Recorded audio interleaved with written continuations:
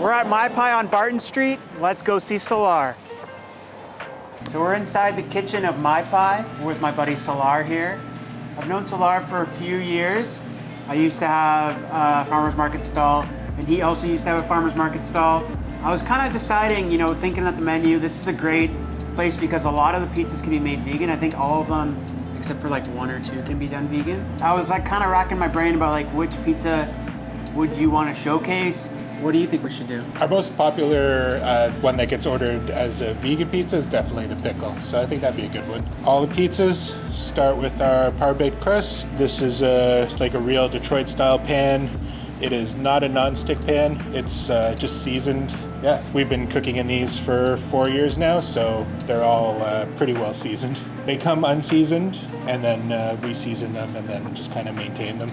In the Detroit style, the biggest thing is having the cheese crust around the edges. For those that don't know, Detroit style, the most famous version is probably Little Caesars. You ever had a Little Caesars pizza? That's Detroit style pizza, right?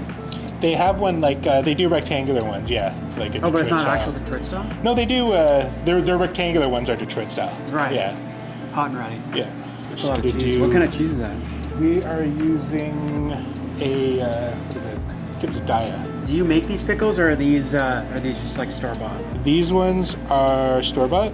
We've tried using pickles that we were making, or like subtle flavors you get from pickles that you make just get lost while you're cooking.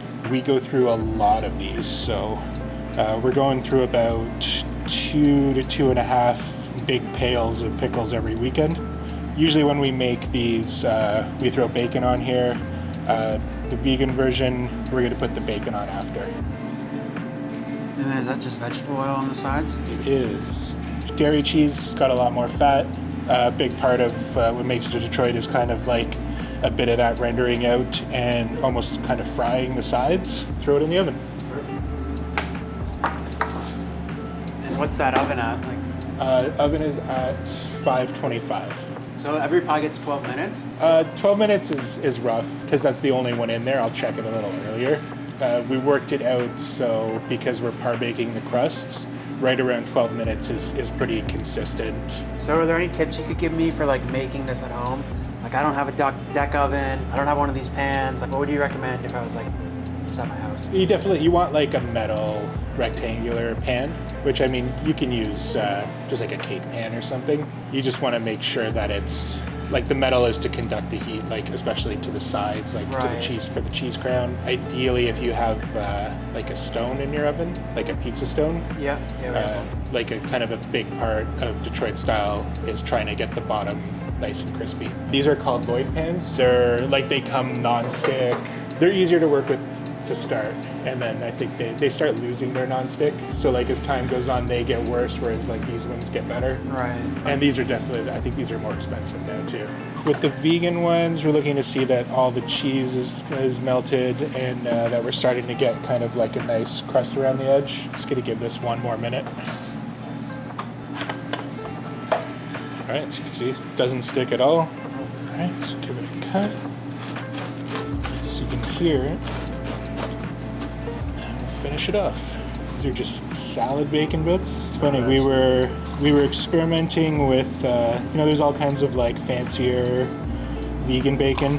These are like the most kind of bacon-like fake bacon crumble you can get. And then just a little bit of fresh dill. This one actually started as a joke on Instagram. We made it and then we posted it and called it the secret pickle pizza and didn't put it on the menu. Now it's like our second most popular pizza. My confidence level, I mean, the toppings are 9 out of 10. I think we'll nail the roasted garlic sauce. My trouble will be the pan and that cheese crust rim, and definitely like sliding it out in one go. Yeah, that was impressive. There you go. Good luck. Got the goods, let's go. All right, so we just got back from the Holy Grail that is MaiPai. Let's get stuck in here. Look at that. Would you just look at it? Nice hard crust on the bottom. That cheese crown that he brought up about 10 times. All the cheese is melted. Simulated bacon is looking pretty good. I like that he put it on after. Let's get a bite here. Wow. Bliss.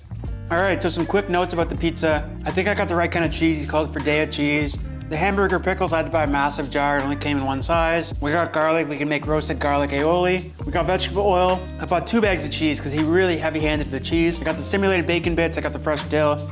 I think we're gonna nail this one out of the park. Let's go into the kitchen. We're all set up. Let's hydrate.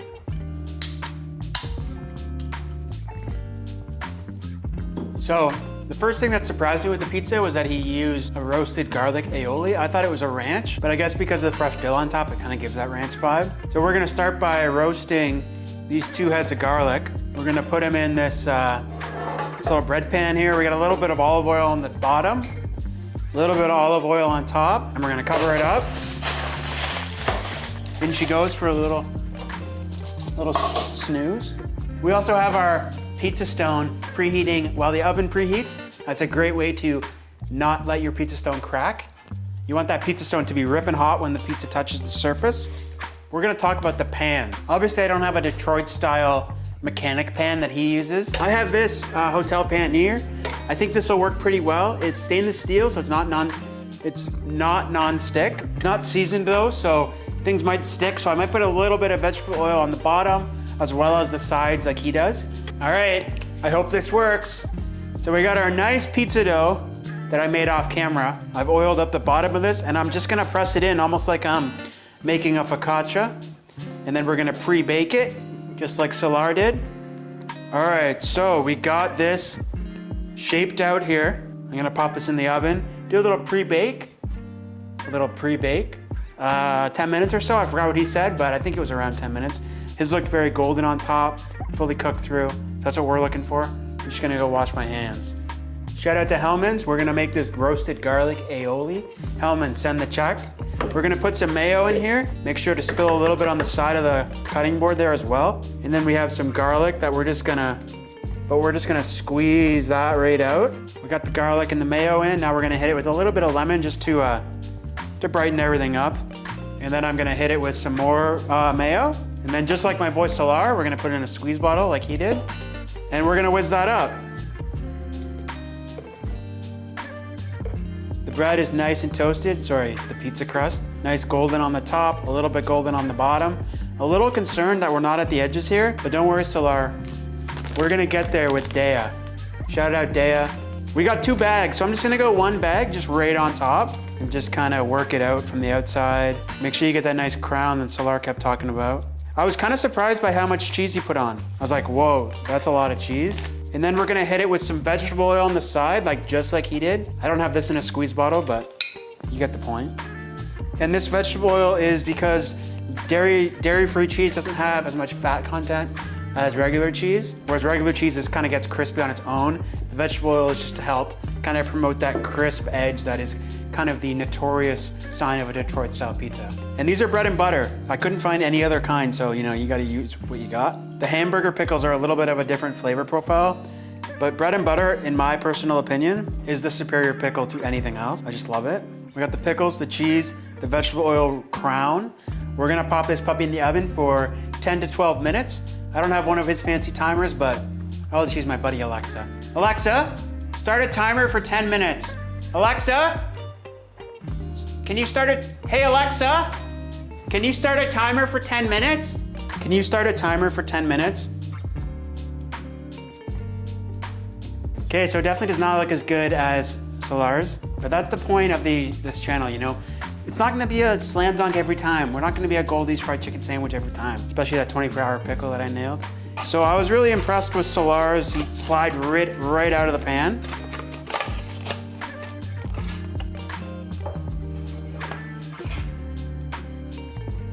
All right, so right away, I'm gonna say there's no crispy edges.